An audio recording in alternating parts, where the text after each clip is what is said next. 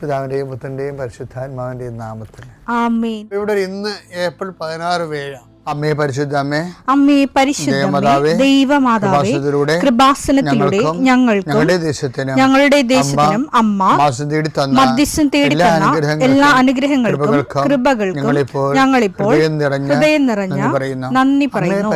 അമ്മേ പരിശുദ്ധമേ, ദൈവമാതാവേ, 2004 ഡിസംബർ 7 ഉച്ചകഴിഞ്ഞ് 2:30 കൃപാസനത്തിൽ സംഭവിച്ച അമ്മയുടെ പ്രത്യക്ഷപ്പെടലിനെ കുറിച്ച് തിരുസഭയ്ക്ക് സമർപ്പിച്ചിരിക്കുന്ന പഠനരേഖകളുടെ സഭാത്മകമായ പഠനം ആരംഭിക്കുവാൻ ഞങ്ങൾ പ്രാർത്ഥിക്കുന്നു. അമ്മേ പരിശുദ്ധമേ, ഭൂസ്വർലോകങ്ങളുടെ രാജ്ഞിയായ അങ്ങേയ്ക്ക് ഭൗമസംരക്ഷണത്തിനായി പ്രപഞ്ചപ്രകൃതിയെ തന്നെ തിരുസഭ പ്രതിഷ്ഠിക്കുവാൻ ഈ പ്രത്യക്ഷീകരണം വഴി ഇടയാക്കണമേ. പരിശുദ്ധമേ, ജപമാല മാതാവേ, സകല കൃപാസനം പ്രാർത്ഥനയോടും ചേർത്ത് ഞങ്ങളിപ്പോൾ പ്രാർത്ഥിക്കുന്ന ഈ കുടുംബത്തിന്റെ പ്രത്യേക നിയോഗം പറ മക്കളെ.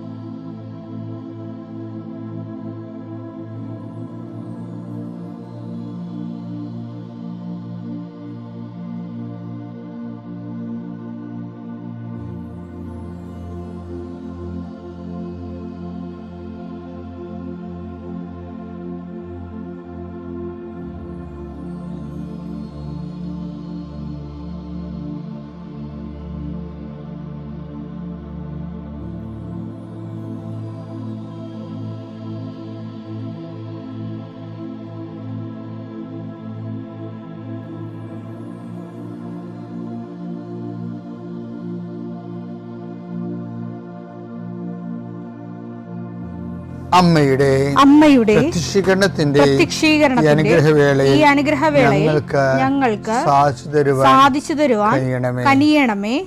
ആമേൻ. വിശ്വാസ പ്രമാണം. സർവശക്തനായ പിതാവും ആകാശത്തിന്റെയും ഭൂമിയുടെയും സൃഷ്ടാവുമായ ദൈവത്തിൽ ഞാൻ വിശ്വസിക്കുന്നു. അവിടുത്തെ ഏകപുത്രനും ഞങ്ങളുടെ കർത്താവുമായ ഈശോമിശിഹായിലും ഞാൻ വിശ്വസിക്കുന്നു. ഈ പുത്രൻ പരിശുദ്ധാത്മാവിനാൽ ഗർഭസ്ഥനായി കന്യകാമറിയത്തിൽ നിന്ന് പിറന്ന് പൊന്തിയോസ് പീലാത്തോസിന്റെ കാലത്ത് പീഡകൾ സഹിച്ച് കുരിശിൽ തറയ്ക്കപ്പെട്ട് മരിച്ച് അടക്കപ്പെട്ട് പാതാളങ്ങളിൽ ഇറങ്ങി മരിച്ചവരുടെ ഇടയിൽ നിന്ന് 3-ാം നാൾ ഉയർത്ത് സ്വർഗത്തിലേക്ക് എഴുന്നള്ളി സർവശക്തിയുള്ള പിതാവായ ദൈവത്തിന്റെ വലതുഭാഗത്തിരിക്കുന്നു. അവിടെ നിന്ന് ജീവിക്കുന്നവരെയും മരിച്ചവരെയും വിധിക്കുവാൻ വരുമെന്നും ഞാൻ വിശ്വസിക്കുന്നു. പരിശുദ്ധാത്മാവിലും ഞാൻ വിശ്വസിക്കുന്നു. വിശുദ്ധ കത്തോലിക്കാ സഭയിലും പുണ്യവാന്മാരുടെ ഐക്യത്തിലും പാപങ്ങളുടെ മോചനത്തിലും ശരീരത്തിന്റെ ഉയർപ്പിലും നിത്യമായ ജീവിതത്തിലും ഞാൻ വിശ്വസിക്കുന്നു. ആമേൻ. സ്വർഗ്ഗസ്ഥനായ ഞങ്ങളുടെ പിതാവേ, അങ്ങയുടെ നാമം പൂജിതമാകണമേ. അങ്ങയുടെ രാജ്യം വരണമേ. അങ്ങയുടെ തിരുമനസ് സ്വർഗത്തിലെ പോലെ ഭൂമിയിലും ആകണമേ. അന്നു വേണ്ടുന്ന ആഹാരം ഇന്ന് ഞങ്ങൾക്ക് തരണമേ.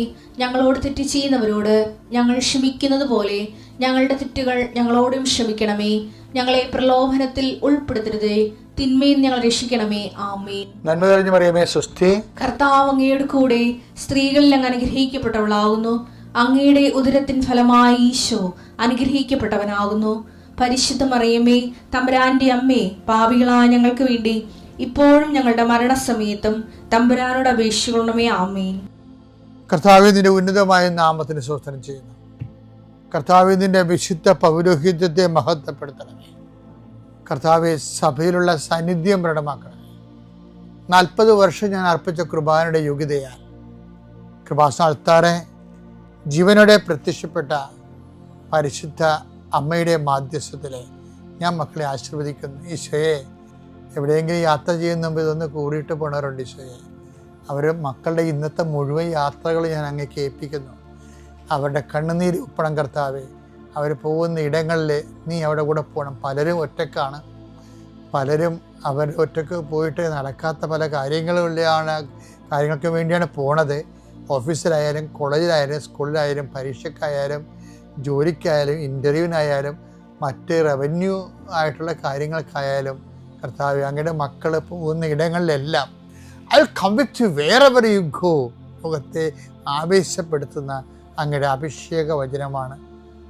നീ എവിടെ പോയാലും ഞാൻ നിലകൊണ്ടാകും. കർത്താവെ, ഞങ്ങൾ ആഴമായത് വിശ്വസിച്ചുകൊണ്ട് കർത്താവ് ഈ മക്കൾ നിന്നെയും കൊണ്ടുപോകാൻ ഇടയാക്കണമേ. അമ്മേ പരിശുദ്ധമേ, സമയത്തിൻ്റെ അധികാരി സഞ്ചാരി മാതാവേ, അങ്ങയുടെ മക്കളുടെ കൂടെ സഞ്ചരിക്കണമേ എന്ന് പ്രാർത്ഥിക്കുന്നു. പിതാവും പുത്രനും പരിശുദ്ധാത്മാവായ സർവ്വേശ്വര എന്നേക്കും ആമേൻ. എൻ്റെ പ്രിയപ്പെട്ടവരെ, ഈ ജീസസ് ഓഫ് നാസറത്ത്, നസ്രായന യേശു, അങ്ങനെ ഒരു ഇംഗ്ലീഷ് ഫിലിമുണ്ട്. ഇതൊക്കെ കുറച്ച് പേർക്ക് അറിയാം, യൂട്യൂബിലൊക്കെ കിടപ്പുണ്ട്. പക്ഷെ അത് ഭയങ്കര ഡിമാൻഡായിരുന്നു. ആദ്യം 77 ഇറങ്ങിയ സിനിമയാണത്. ഞാനൊരു 6 പ്രാവശ്യമെങ്കിലും അത് കണ്ടിട്ടുണ്ട്. പക്ഷെ 6 മണിക്കൂറുണ്ട് ആ സിനിമ. പലപ്പോഴായിട്ട് കണ്ടതാ.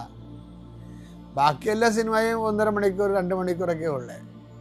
പക്ഷെ ഈ സിനിമ 6 മണിക്കൂറുണ്ട്. നമ്മുടെ റിവൈസ്ഡ് സ്റ്റാൻഡേർഡ് വെർഷനില്ലേ, ബൈബിളിൻ്റെ സഭ ഉപയോഗിക്കുന്ന ഭദ്രമായ ഒരു തർജ്ജിമയാണത്. അതിൻ്റെ ഇതിനകത്തുള്ള എല്ലാ ഡയലോഗും ആ ബൈബിളിലുള്ളതാണ്. അപ്പോൾ ബൈബിൾ പഠിക്കുന്നവർക്കും സത്യസന്ധമായിട്ട് പഠിക്കുന്നവർക്കും ഇപ്പോൾ ന്യൂസ് ആൻഡ് വ്യൂസ് പോലെയാണല്ലോ പലപ്പോഴും പല തർജ്ജിമകളും വ്യൂസാണ്. ഇത് വളരെ സ്റ്റാൻഡേർഡ് വെർഷനാണ്. അപ്പം അത് കാരണം ഞാൻ ഇതെപ്പോഴും ഇങ്ങനെ ഇടയ്ക്കൊക്കെ കേട്ടുകൊണ്ടിരിക്കും. അപ്പോൾ കാണുകയും ചെയ്യും. അപ്പം അതിൻ്റെ അകത്ത് യൂദാസ് വരുന്നൊരു ഭാഗമുണ്ട്. യൂദാസ് വരുന്ന ഭാഗം ഈ അപ്പോസ്തലന്മാരൊക്കെ ഈശോ സന്ധ്യ നമസ്കാരത്തിലാണ്. അത് രസമാണ് ഫാങ്കസ് സെഫ്രേലി ഇത് അവതരിപ്പിക്കുന്നത്. അത് ഈശോ എന്തോ ഒരു ചെറിയ ഒരു കെട്ടിടത്തിൻ്റെ ഭിത്തിയിൽ ഇങ്ങനെ ചാരിയിരിക്കുക, കാലം നീട്ടിക്കൊണ്ട് ഒരു പ്രത്യേക ലൂസ്ഡ് സ്റ്റൈലിലിരിക്കുക. പക്ഷേ ഈശോയുടെ 2 കൈകൾ കൊണ്ട് ഈശോ മുഖം ഇങ്ങനെ പൊത്തിയിട്ടുണ്ട്. എന്നിട്ട് അവിടുത്തെ അടുത്ത് കാണുന്ന അവർ അപ്പോസ്തലന്മാരൊക്കെ ചപ്പാത്തിയൊക്കെ ചുട്ടുകൊണ്ടിരിക്കണല്ല. അവിടുത്തെ തീ കൊണ്ട് അല്ലാതെ തന്നെ തണുപ്പിന് തീയിട്ടിട്ടുണ്ട്. ഈ തീ ഇങ്ങനെ ഇളകി കത്തണുണ്ട്. അപ്പോൾ ഈ കർത്താവിൻ്റെ ഹൃദയത്തിലൂടെ കടന്നു പോകുന്ന വികാര വിജൃംഭിതമായ ആന്തോളനങ്ങളൊക്കെ ഈ തീ ഇങ്ങനെ വിറച്ച് ഇങ്ങനെ അടിക്കുന്നതനുസരിച്ചുകൊണ്ട് നമുക്ക് ഒരു ഫീലാണത്. ശരിക്കും ഒരു സ്ഥിര വെളിച്ചമല്ല, കുറച്ച് തീയുടെ ഇളകുന്ന ഒരു പ്രകാശം ഇങ്ങനെ ഇളകിക്കൊണ്ടേയിരിക്കും. അപ്പം അതിൻ്റെ ചൂടും പൊള്ളലും ഒക്കെ ഈശോ അനുഭവിക്കുന്നുണ്ടാവും ചിലപ്പോൾ. തീ വളരെ അടുത്ത. അപ്പോഴാണ് ഇരുട്ടത്ത് കൂടി ഒരാൾ വരണത്. അയാളങ്ങനെ ഈശോൻ്റെ അടുത്ത് വരുമ്പോൾ ഈശോ കണ്ണ് തുറക്കുമ്പോൾ ഇയാളെ കാണും. അപ്പം അയാൾ ഈശോയോട് പറയും, I want to follow you, I want you disciple, എനിക്ക് നിൻ്റെ ശിഷ്യനാകണം. അപ്പം അതിൻ്റെ പ്രത്യേകത, മറ്റെല്ലാ അപ്പോസ്തലന്മാർ ഈശോ വിളിച്ചതാ, കം ഫോളോ മീ, എന്നെ അനുഗമിക്കുക എന്ന് പറഞ്ഞു.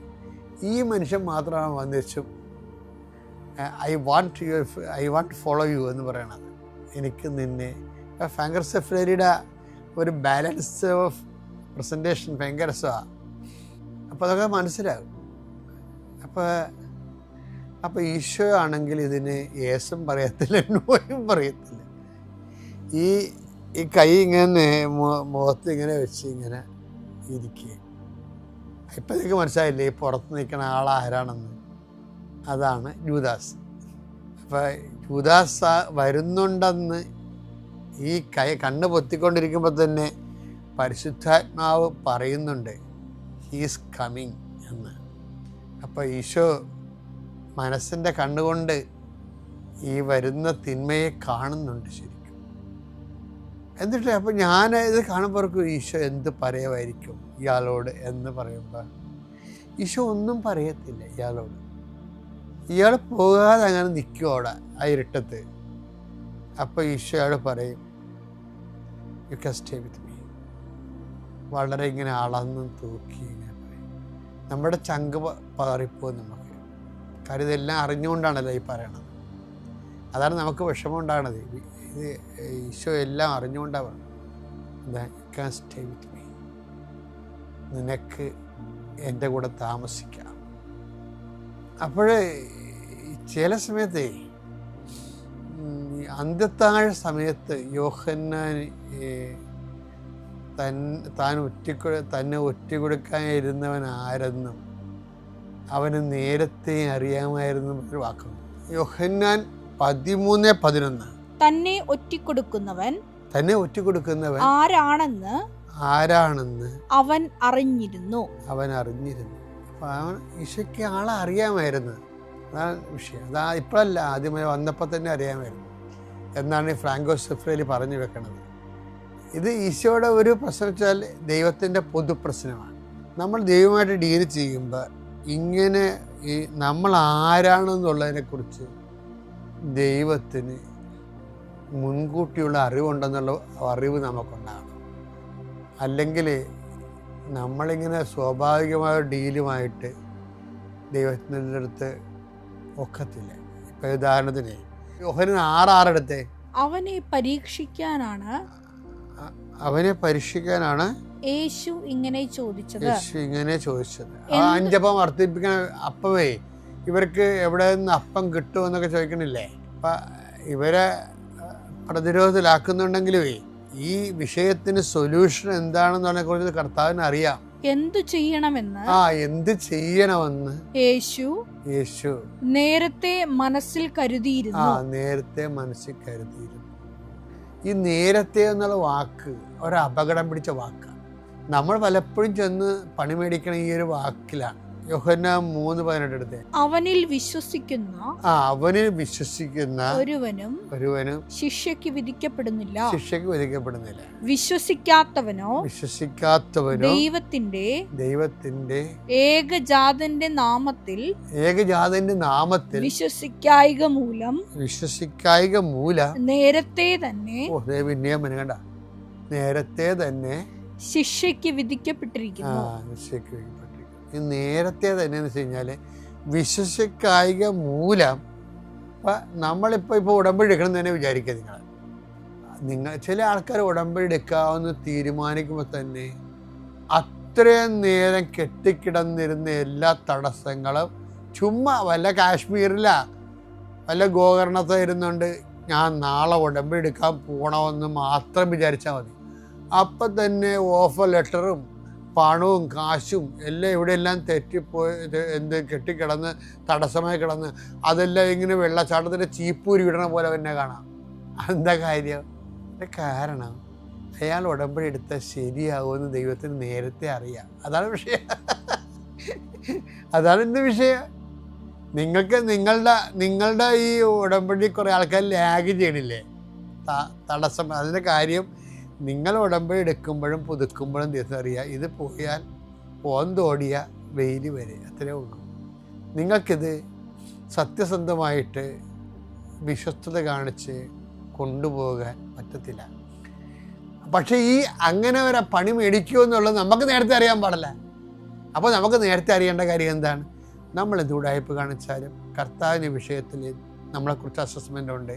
അതുകൊണ്ട് വെടിപ്പും മെനയുമായിട്ട് വൃത്തിയും വിശുദ്ധിയുമായിട്ട് കാര്യങ്ങൾ ചെയ്താൽ ദൈവത്തിന് പണി എളുപ്പമാവും. നമ്മളാണ് ദൈവത്തിൻ്റെ കൈയും കാര്യം കെട്ടണത്, നമ്മുടെ ഉടായ്പ കാരണം. അതുകൊണ്ട് വളരെ എന്തെങ്കിലും തരത്തിൽ ഒരു അലംഭാവം ഉടമ്പടിക്ക് വന്നു പോയിട്ടുണ്ടെങ്കിൽ നിങ്ങൾ ഈ ഒരു വിഷയത്തിൽ സെറ്റ് ചെയ്തിട്ട് ദൈവത്തോട് മാപ്പ് ചോദിച്ചിട്ട് ആ പഴയ പവറിലേക്ക് വരാൻ നോക്കണം. പിതാവിൻ്റെയും പുത്രൻ്റെയും പരിശുദ്ധാത്മാവിൻ്റെയും നാമത്തിൽ.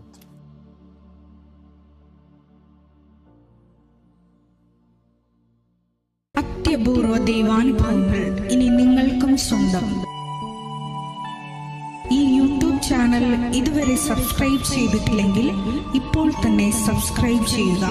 ഈ വീഡിയോ ഇപ്പോൾ തന്നെ നിങ്ങളുടെ സുഹൃത്തുക്കൾക്ക് ഷെയർ ചെയ്തുകൊണ്ട് കർത്താവിന്റെ പ്രേക്ഷിതരാകുക.